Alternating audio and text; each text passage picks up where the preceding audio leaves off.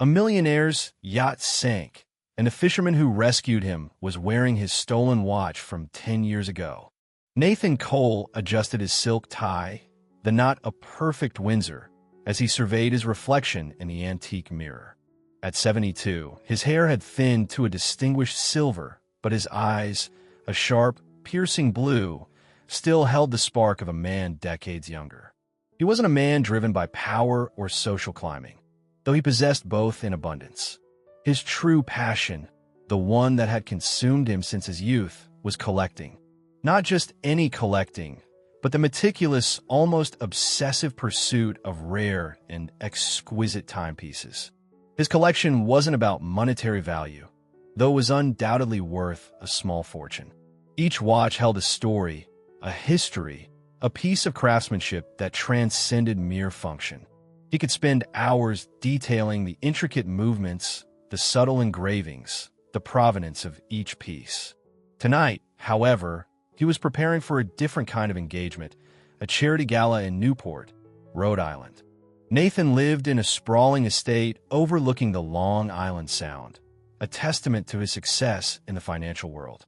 He'd built his empire from the ground up, starting with nothing but a keen mind and an unwavering work ethic.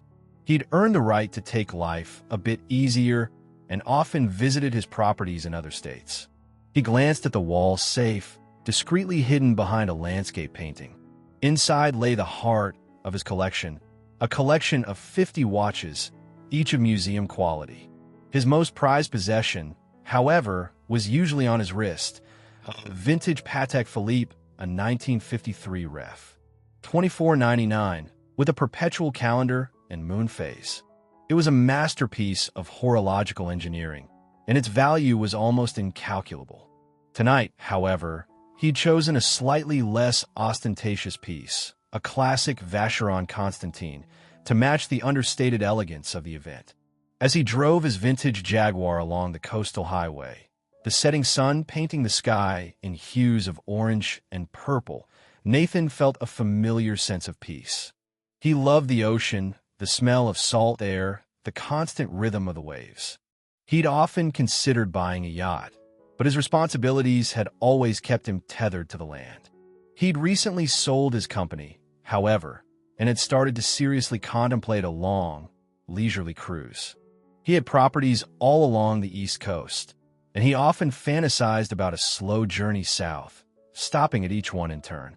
The gala was a blur of polite conversation, champagne flutes, and charitable pledges. Nathan played his part, charming and generous, but his mind kept drifting back to his collection. He found himself discussing the intricacies of a Breguet tourbillon with a fellow enthusiast, his passion momentarily reignited. As he drove home late that night, the moon casting a silver path across the water, he felt a sense of contentment. He had a good life, a life filled with purpose and beauty. He had no idea that, in a few short hours, that life would be irrevocably altered. Later that night, as he lay sleeping, his estate was quiet, serene. Unseen, a new threat moved toward his treasure collection. The silence of the Cole estate was broken not by a crash or a shout, but by the almost imperceptible click of a lock being expertly manipulated. The intruder moved with the practiced grace of a shadow, navigating the darkened hallways with an unnerving familiarity. He was no common burglar, smashing and grabbing. This was a professional, meticulous and precise. The local police, led by Detective Sergeant Miller, a seasoned officer with a weary cynicism, had been tracking a series of high-end burglaries for months. The thief, dubbed the Ghost by the press, was leaving no trace. No fingerprints, no forced entry, no witnesses. He targeted specific items, seemingly knowing exactly what he was after and where to find it. Miller, a man who believed in shoe leather and old-fashioned detective work, was increasingly frustrated. He'd visited several estates, interviewed staff, checked alibis, and come up empty-handed. The Ghost was a phantom, a whisper in the wind. Miller had warned many of the wealthy homeowners in the area, including Nathan Cole, to upgrade their security. Nathan had scoffed, confident in his state-of-the-art system. He'd even shown Miller the hidden safe, demonstrating its advanced locking mechanism and the intricate network of sensors and alarms that protected his home. Miller had left unconvinced, a nagging feeling of unease in his gut. The ghost, however, was unfazed by Nathan's precautions. He'd studied the blueprints of the house, obtained from a corrupt city employee, and knew the layout better than Nathan himself. He bypassed the alarms with a combination of technical skill and sheer audacity, disabling pressure sensors, disabling motion detectors, and jamming the wireless communication system. He moved with the confidence of a man who knew he was untouchable. He reached the painting, his gloved hand gently sliding it aside to reveal the safe. He didn't use brute force or explosives. Instead, he employed a specialized tool, a miniature robotic device that could analyze the lock's internal mechanism and determine the combination. It was slow, painstaking work, but the ghost was patient. He had all night. As the tumblers finally clicked into place, the heavy steel door swung open, revealing the glittering treasure within. The ghost didn't waste time admiring the collection. He knew exactly which piece he was after. He carefully selected a single watch box, a vintage Patek Philippe, Ref. 2,499. It was the crown jewel of Nathan's collection, a piece so rare and valuable that it was practically priceless. With the watch secured, the ghost retraced his steps, leaving no trace of his presence. He vanished into the night, as silently and mysteriously as he had arrived. Nathan awoke the next morning to a seemingly normal day. He went through his usual routine, a light breakfast, a review of the financial news, a call to his broker. It wasn't until he went to retrieve his Patek Philippe, intending to wear it for a luncheon with a potential business partner, that he realized something was wrong. The safe was open. The watch was gone. The initial shock quickly gave way to a wave of disbelief, then a surge of anger and violation. He called the police immediately, his voice shaking with a mixture of fury and despair. Detective Miller arrived within minutes, his face grim. He surveyed the scene, his experienced eyes taking in every detail. He found no signs of forced entry, no evidence of tampering. The ghost had struck again. He knew exactly what he was after, Miller said, his voice low. This wasn't random. He was after that specific watch. Nathan felt a cold dread creep into his heart. The loss of the watch was more than just a financial blow. It was a personal assault. It was as if a part of him had been stolen. He'd owned that watch for over 30 years, and he felt a connection to it. The police investigation was thorough, but ultimately fruitless.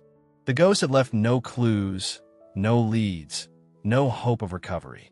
Nathan was left with a gaping hole in his collection, a constant reminder of his vulnerability and loss. The joy he once derived from his timepieces was now tainted with a bitter taste of regret and resentment. He felt violated. He had been careful, meticulous, and yet he had been outsmarted. Days turned into weeks, weeks into months. The police investigation stalled. The ghost remained elusive, a phantom haunting the edges of Nathan's life. The stolen Patek Philippe became a symbol of his loss, a constant reminder of the night his carefully constructed world had been shattered.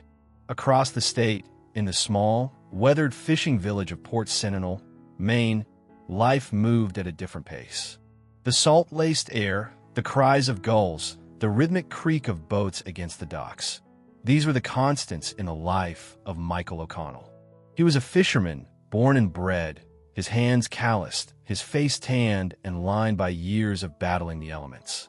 He wasn't a wealthy man, not by any stretch of the imagination, but he was proud, honest, and deeply connected to his community. Port Sentinel was a village clinging precariously to the edge of survival. The fishing industry, once the lifeblood of the community, was in decline. Overfishing, stricter regulations, and the rise of corporate fishing fleets had left the local fishermen struggling to make ends meet. Michael's own boat, the Sea Serpent, a sturdy but aging vessel, was in constant need of repair. He often skipped meals to ensure his two young children, 8-year-old Lily and 6-year-old Tom, had enough to eat. His wife, Sarah, worked tirelessly at the local diner, her cheerful smile masking the worry that gnawed at her insides. They were a loving family, bound together by a fierce loyalty and a shared struggle. But love alone couldn't pay the bills, couldn't fix the leaking roof, couldn't put new shoes on the children's feet. Michael had tried everything he could think of to improve their situation. He'd taken on extra shifts, worked longer hours, even tried his hand at lobstering, a notoriously difficult and competitive trade. But nothing seemed to work. He was slowly sinking under the weight of debt and despair. The village itself was mirroring Michael's struggles. The once thriving cannery had closed down, leaving dozens unemployed. The local school was facing budget cuts, threatening the quality of education for the children. The sense of community, once so strong, was beginning to fray under the pressure of economic hardship. One evening, after a particularly grueling day at sea, Michael returned home empty-handed. The catch had been meager, barely enough to cover the cost of fuel. Sarah greeted him with a forced smile, but he could see the exhaustion in her eyes. Lily and Tom were huddled around the kitchen table, doing their homework by the dim light of a single lamp. Michael sat down heavily, his shoulders slumping with defeat. He felt like a failure. He couldn't provide for his family, couldn't protect them from the harsh realities of their world. He felt a knot of desperation tighten in his chest. That night, as he lay awake in bed, staring at the ceiling, a radical, terrifying thought entered his mind. He'd heard whispers, rumors, about a string of high-end burglaries along the coast. The thief was targeting wealthy homes, stealing valuable items, and disappearing without a trace. The police were baffled. Michael had always been a law-abiding citizen, a man of principle. The thought of stealing, of violating someone else's property, was abhorrent to him. But desperation can warp even the strongest moral compass. He thought of his children, their hungry faces, their worn-out clothes. He thought of Sarah, her unwavering love and support, her silent suffering. He wrestled with his conscience for hours, his mind a battlefield of conflicting emotions. He knew it was wrong, knew it was a betrayal of everything he believed in. But the alternative, watching his family slowly starve, watching his village crumble, was even more unbearable. Finally, after a night of agonizing internal debate, he made a decision. He would do it. He would commit the unthinkable. He would become a thief. He spent the next few weeks meticulously planning. He studied the news reports, analyzing the patterns of the burglaries. He learned about alarm systems, lock-picking techniques, and surveillance methods. He drove down the coast, scouting potential targets, his heart pounding with a mixture of fear and determination. He chose Nathan Cole's estate not out of malice, but out of practicality. It was isolated, opulent, and rumored to be filled with valuable collectibles. It was also a long way from Port Sentinel, making it less likely that he would be recognized. He knew the risks were enormous. He could be caught, imprisoned, branded a criminal for life. He could lose his family, his reputation, everything he held dear. But he felt he had no other choice. He was driven by a desperate love for his family, a fierce determination to provide for them, even if it meant sacrificing his own soul. He justified it to himself. These were rich people. They could afford the loss. The night of the burglary was a blur of adrenaline and fear. He was surprised by how easily he bypassed the security, his practiced movements betraying the months of preparation. He moved with a precision he didn't know he possessed, his senses heightened, his mind focused solely on the task at hand. He had no plan to sell any of the watches. He would only take the most valuable one. When he saw the Patek Philippe, he knew he had found his prize. He didn't understand its true value, but he recognized its craftsmanship, its inherent worth. He took it, and nothing else, and vanished back into the night.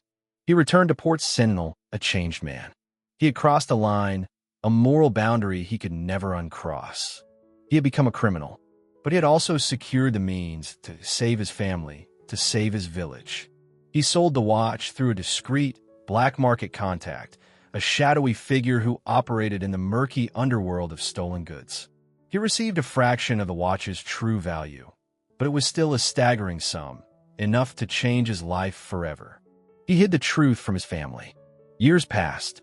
Nathan Cole, though still haunted by the theft, had gradually rebuilt his life. He'd replaced some of his stolen watches, but the Patek Philippe remained an irreplaceable loss. He'd channeled his frustration into his work, throwing himself into new ventures, amassing even greater wealth. But the void remained, a constant reminder of his vulnerability. He'd finally decided to take the yacht trip he'd long dreamed of.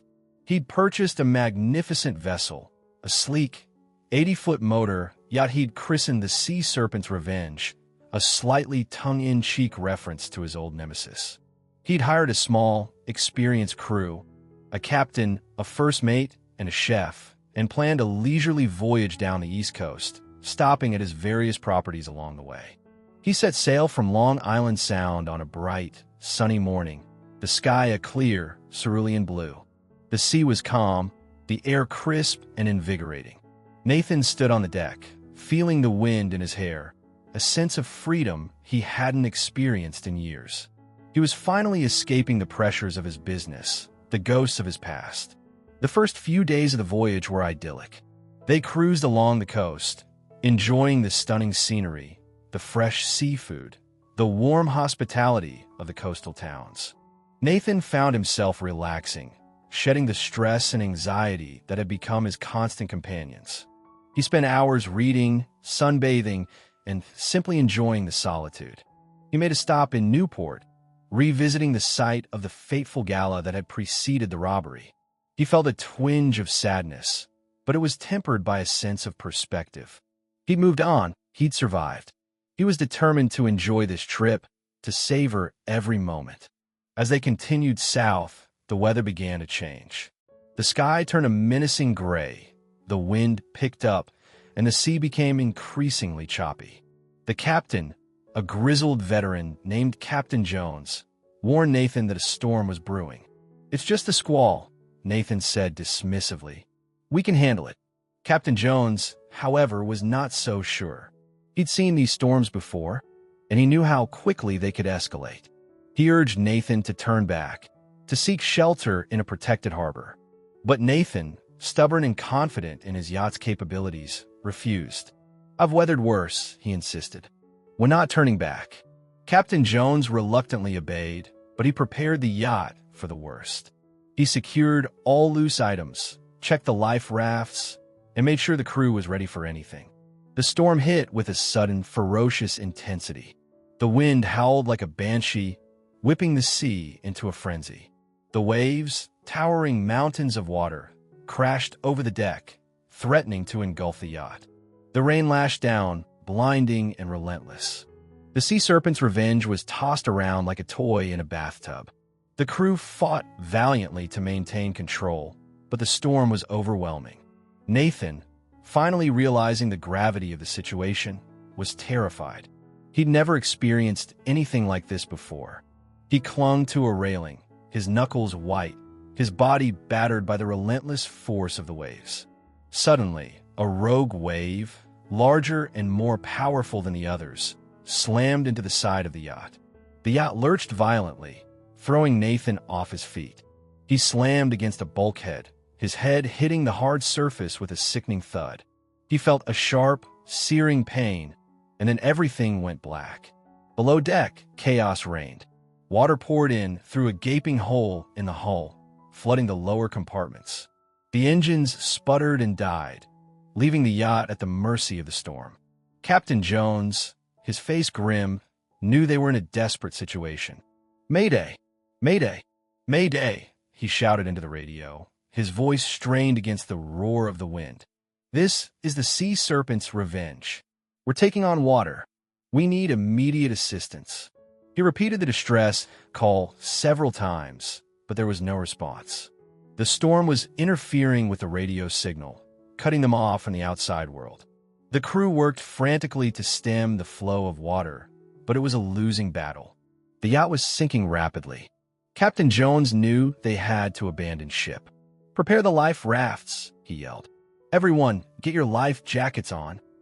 The crew scrambled to obey, their faces etched with fear. They inflated the life rafts, struggling against the wind and the waves. The yacht was listing precariously, its deck almost vertical. They managed to launch one of the life rafts, but as they were preparing to launch the second, another massive wave crashed over the yacht. The raft was torn from their grasp, swept away into the raging sea. Captain Jones, the first mate, and the chef were thrown into the water, clinging desperately to debris.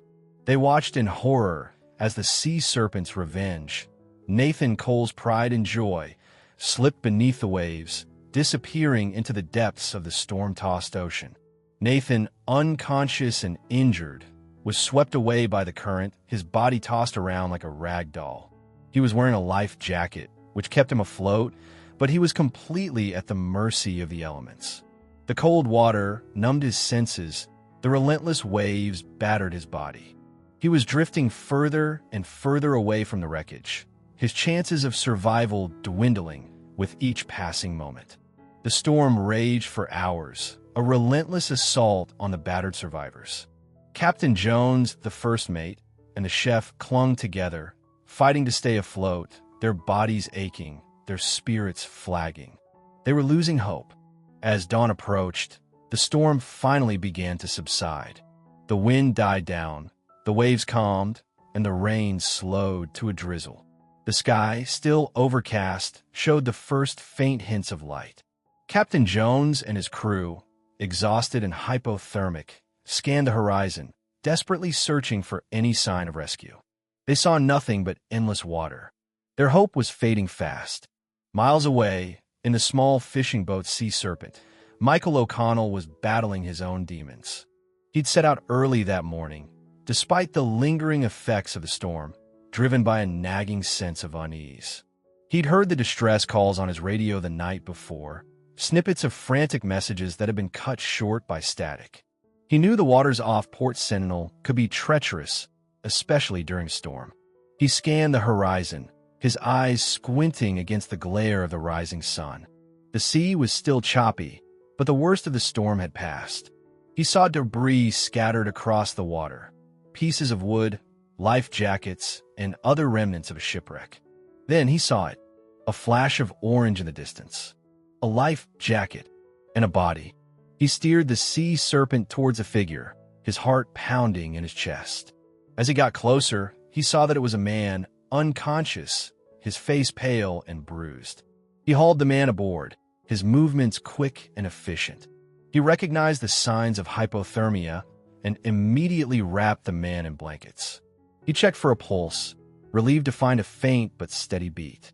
He radioed the Coast Guard, reporting the rescue, and began the slow, careful journey back to Port Sentinel. As he navigated the treacherous waters, he glanced at the rescued man. He was older, well-dressed, even in his soaked and tattered clothes. Michael wondered who he was, what his story was. Then he saw it. On the man's wrist, partially obscured by the sleeve of his life jacket, was a watch. A very distinctive watch. A watch that Michael recognized instantly, even after all these years. It was the Patek Philippe, the watch he had stolen. Michael felt a jolt of shock, a wave of disbelief that washed over him. He stared at the watch, his mind racing. It couldn't be. It was impossible. What were the odds? He gently pulled back the sleeve of the life jacket, revealing the watch in its entirety. There was no doubt. It was the same watch. The same intricate design, the same perpetual calendar, the same moon phase. He looked at the unconscious man, his face now a mask of confusion and fear. This was Nathan Cole, the man he had robbed, the man whose life he had irrevocably altered, and he had just saved his life. The irony was overwhelming. The guilt, which he had suppressed for years, came flooding back, more intense than ever before. He felt a knot of anxiety tighten in his stomach. What should he do? What could he say? As Nathan began to stir, Michael knew he couldn't hide the truth. He had to confess. He had to face the consequences of his actions. Nathan slowly opened his eyes, his vision blurred, his head throbbing. He was disoriented, confused, unsure of where he was. He saw a man, a fisherman, his face weathered and lined, his eyes filled with a mixture of concern and something else. Guilt? You're safe, Michael said, his voice hoarse. You're on my boat. I found you in the water. Nathan struggled to sit up, his body aching. He remembered the storm, the yacht sinking, the terrifying feeling of being swept away by the waves. He had thought he was going to die. Thank you, he managed to say, his voice weak. You saved my life. He then noticed the watch on Michael's wrist. His eyes widened in disbelief. He stared at it, his mind struggling to comprehend what he was seeing. That watch. He began, his voice trembling. Where did you get that watch? Michael took a deep breath. He knew this was the moment of truth. Mr. Cole, he said, his voice low and steady. My name is Michael O'Connell, and I have something to tell you. Something I should have told you a long time ago. Michael told his story. He spoke slowly, deliberately, his voice filled with remorse. He recounted his desperation, his family's struggles, the agonizing decision he had made. He described the night of the burglary, his meticulous planning, the ease with which he had bypassed the security. He confessed to stealing the Patek Philippe, to selling it for a fraction of its value, to using the money to save his village. He didn't try to justify his actions, didn't try to excuse his behavior. He simply laid bare the truth, exposing his vulnerability, his shame, his regret. He finished by explaining how the money was used to repair the fishing boats, to reopen the cannery, to provide jobs for the unemployed, to keep the school open, to revitalize the community. Nathan listened in silence, his initial shock and anger gradually giving way to a complex mix of emotions. He felt a flicker of the old resentment, the sense of violation he had experienced years ago. But he also felt something else, understanding, empathy, even a grudging respect for Michael's courage and his commitment to his community. He saw the pain in Michael's eyes, the genuine remorse that etched his face. He heard the desperation in his voice, the love for his family that had driven him to such extreme measures. He looked around the small, humble cabin of the Sea Serpent. He saw the worn fishing gear, the simple furnishings, the evidence of a hardworking life. He thought of his own opulent estate, his vast wealth, his collection of watches. He realized the stark contrast between their lives, the chasm of privilege that separated them. I don't know what to say, Nathan finally said, his voice hoarse. I was angry for so long. That watch, it meant a lot to me. I know, Michael said, his head bowed. And I'm truly sorry. I would give anything to undo what I did.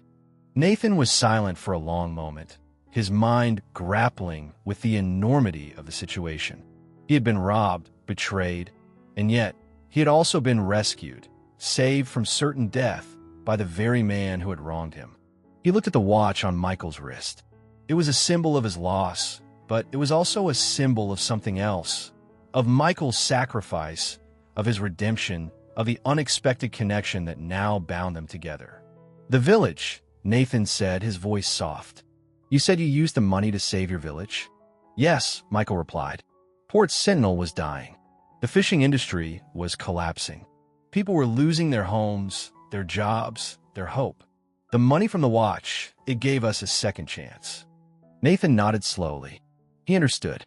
He had built his own fortune by taking risks, by making difficult decisions. He had always believed in the power of community, in the importance of helping those in need. He looked at Michael, his former enemy, his rescuer. He saw not a thief, but a man of courage, a man of principle, a man who had made a terrible mistake but had spent years trying to atone for it. I forgive you, Nathan said, his voice firm. Michael looked up, his eyes filled with surprise and relief. He had expected anger, condemnation, perhaps even legal action. He hadn't expected forgiveness. Thank you, he said, his voice choked with emotion. Thank you, Mr. Cole. Nathan smiled, a genuine smile that reached his eyes. Call me Nathan, he said, and you can keep the watch. Consider it a gift, a symbol of our unlikely friendship. Michael was speechless. He couldn't believe what he was hearing. He had offered to return the watch, to make amends, but Nathan was letting him keep it. The two men, once separated by a chasm of wealth and circumstance, now found themselves bound together by a shared experience, a mutual respect, and an unexpected bond of friendship. Nathan spent several days in Port Sentinel, recovering from his injuries and getting to know Michael and his family. He saw firsthand the impact of Michael's actions, the revitalization of the village, the renewed sense of hope that permeated the community. He met Sarah and the children, and he was touched by their warmth, their resilience, their unwavering love for Michael. He realized that the watch, for all its value, was just a material object. It couldn't compare to the human connections he had made, the lessons he had learned, the understanding he had gained. He decided to invest in Port Sentinel to help the village continue its recovery. He provided funding for new fishing equipment, for a marketing campaign to promote the local seafood, for a scholarship program to help the children of the village pursue higher education. He and Michael became close friends, their unlikely bond forged in the crucible of adversity. They often spoke on the phone, sharing stories, offering advice, and supporting each other through life's challenges. Nathan never fully replaced his Patek Philippe. He realized that some things are irreplaceable, not because of their monetary value, but because of the stories they hold, the memories they evoke, the connections they represent.